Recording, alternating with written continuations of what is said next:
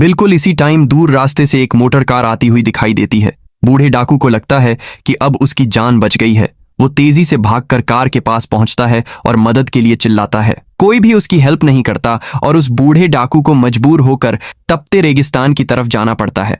कुछ दूर रेगिस्तान में चलने के बाद ही उसकी हिम्मत पूरी तरह टूट जाती है। उसे फील होने लगता है कि अगर वो ऐसे ही आगे बढ़ा तो प्यास की वजह से पक्का मारा जाएगा। वो वापस लौटता है और आकर निक के पैरों में गिर पड़ता है। वो रोते हुए प्रॉमिस करता है कि अगर उसे जिंदा छोड़ दिया जाए तो वो पूरी लाइफ निक की सेवा करेगा और उसका लॉयल नौकर बनकर रहेगा। निक को उसकी इस हालत पर थोड़ा रहम आ जाता है। आखिर में वो उस बूढ़े आदमी को माफ कर देता है और अपने सराय में उसे एक छोटा मोटा काम दे देता है। कुछ टाइम बाद निक की वाइफ अपनी नई खरीदी हुई मोटर कार में बैठकर वापस आती है। वो बूढ़ा डाकू उस शानदार कार को देखकर एकदम हैरान रह जाता है। उसने अपनी पूरी लाइफ में कभी ऐसी कार नहीं देखी थी और वो उस कार में बैठने के सपने देखने लगता है। लेकिन तभी सराय के बाहर एक बहुत बड़ा एक्सीडेंट हो जाता है। वो लोग कार का हैंड ब्रेक लगाना भूल गए थे, जिसकी वजह से कार धीरे धीरे ढलान पर नीचे लुढ़कने लगती है। वो भारी भरकम कार सीधा उस बूढ़े डाकू की तरफ ही बढ़ रही थी। निक ये खतरा देखते ही उस बूढ़े की जान बचाने के लिए तेजी से दौड़ पड़ता है।